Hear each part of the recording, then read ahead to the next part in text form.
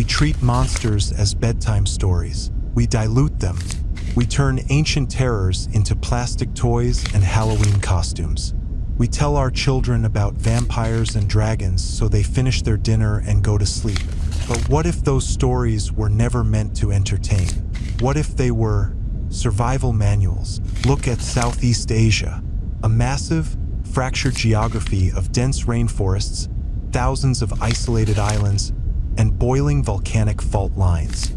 If we grew up in the West, we were probably taught that the local myths from Indonesia, Malaysia, or the Philippines are just primitive superstitions. Stories invented by people who did not understand the dark.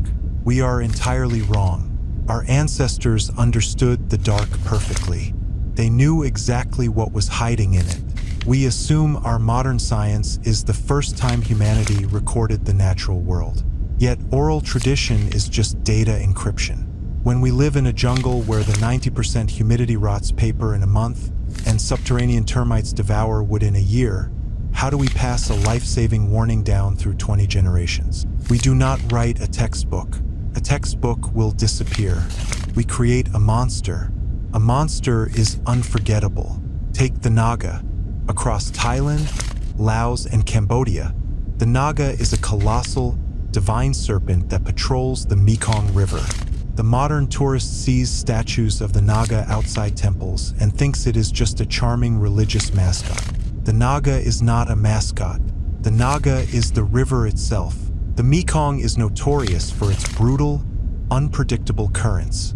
Underneath that churning brown silt are lethal undertows that can pull a grown adult into hypoxic depths in seconds. During the monsoon season, the river swells, violently flooding the banks and tearing massive tree roots from the bedrock. Ancient floods erased entire communities overnight. We did not just tell our children to be careful around the water. Children do not listen to safety lectures. Instead, we told them that a giant, flesh-eating serpent slithers just beneath the mud. If we disrespect the water, the Naga will drag us down to the abyss. The myth was a biological imperative, kept us alive. The horror escalates as we step away from the water and enter the choking canopy of the rainforest. In Malaysia and Indonesia, there is a legend that terrifies locals to this very day. The Pontianak. She is the vengeful spirit of a woman who died during childbirth. She appears as a pale woman in a white dress with long, black hair. She lures humans into the jungle, and then she rips our internal organs out with her bare hands. We know she is near when we smell the cloying, sweet scent of the frangipani flower. If the scent is strong, she is far away. But if the scent is faint, she is standing right behind us. Why this specific fear? Why a woman dying in childbirth? For centuries, maternal and infant mortality rates in these remote, equatorial environments were devastatingly high. The trauma of losing a mother in childbirth was a frequent, agonizing reality. The Pontianak was the physical manifestation of that grief, a psychological coping mechanism for a tragedy that made absolutely no sense. There is a deeply sinister secondary layer to this warning. The Pontianak is notoriously associated with banana trees. She is said to sleep in their broad leaves during the day. Why banana trees? The decaying pseudostems of banana groves in deep tropical environments are massive breeding grounds for the Aedes mosquito. Mosquitoes carry malaria. They carry hemorrhagic dengue fever. If we linger around rotting banana trees at night, we are exposing ourselves to invisible airborne death. Our ancestors did not have electron microscopes. They did not know what a virus was, but they observed the pattern. People who wandered near the groves at night got sick, sweated blood, and died in total agony. We created a quarantine, a supernatural perimeter. We do not go near the banana trees at night because the Pontianak will tear our stomachs open. It is a brilliant, terrifying public health policy disguised as a ghost story. We sit in our climate-controlled rooms and we laugh at this.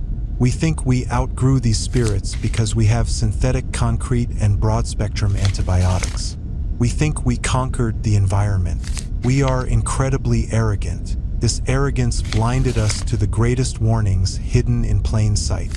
Deep in the Indonesian rainforest, locals have whispered for centuries about the orang pendek, the short man, a bipedal primate covered in coarse hair, walking upright like a human, but with immense physical strength. European explorers in the early 20th century dismissed it as a myth, just another variation of Bigfoot, a hallucination caused by severe heat exhaustion. But then, modern paleoanthropologists excavated the damp limestone caves of Liangbua on Flores, an island in the exact same archipelago. They found something that completely shattered the timeline of human evolution. Homo floresiensis, the hobbit, a distinct species of tiny, upright walking hominids wielding stone tools. And the radiocarbon dating of these bones proved something entirely horrifying to the scientific establishment. They did not die out millions of years ago. They survived until at least 50,000 years ago. Modern humans, Homo sapiens, arrived in Southeast Asia while these hominids were still alive. Our ancestors shared the islands with another human species. We fought them. We engaged in a brutal clash of hominid species, competing for limited calories. The orang pendek is not a ghost. It is a blood-soaked genetic memory, a historical record of a time when we were not the only humans hunting in the forest. We wiped them out, and the guilt and terror of that ancient interspecies war evolved into a terrifying myth. The deeper problem here is not that monsters exist. The deeper problem is that we stopped listening to the Earth, assuming our satellite technology makes us immune to its violent cycles. The threat scales up from biological predators to planetary extinction. August 26, 1883, Krakatoa. The local Javanese and Sumatran populations had countless myths about the fire mountain. Legends of angry deities demanding respect. Warnings passed down through generations that when the mountain speaks, we run. The Dutch colonialists who occupied the islands ignored the local superstitions. They trusted their brass barometers and their copper telegraphs. They thought the seismic rumbling was just a geological anomaly. Krakatoa erupted with the force of 200 megatons of TNT, 4 times the yield of the largest nuclear weapon ever detonated. It ruptured the eardrums of sailors 40 miles away with a sound wave measuring 180 decibels. The shock wave circled the globe 7 times. The resulting tsunamis, choked with boiling pumice in the Sunda Strait, wiped out entire coastlines, erasing over 36,000 lives in an instant. The locals who remembered the ancient stories, the ones who recognized the warning signs encrypted in their lost civilizations, they ran to high ground days before the sky turned black. The colonialists who laughed at the stories, they drowned. A myth is never just a myth. It is a scar. It is a survival mechanism forged in the brutal fires of natural selection. Every dragon, every ghost, every unseen terror lurking in the dense foliage of Southeast Asia is a piece of compressed data. Our ancestors experienced cataclysms so immense, diseases so vicious, and predators so relentless that they had to create nightmares just to keep us awake and alert.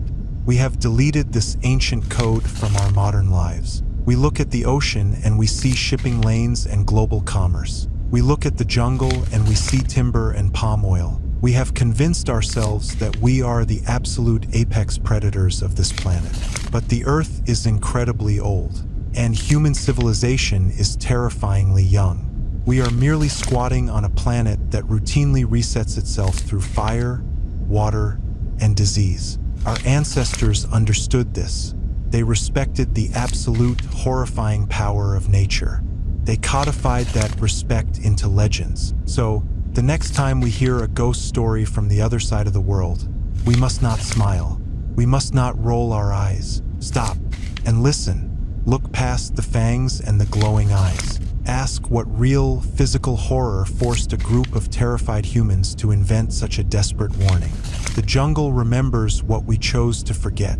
And the real monsters, the crushing waves, the invisible plagues, the tectonic forces sleeping beneath our feet, they are still out there. They never left. They are just waiting for us to completely drop our guard.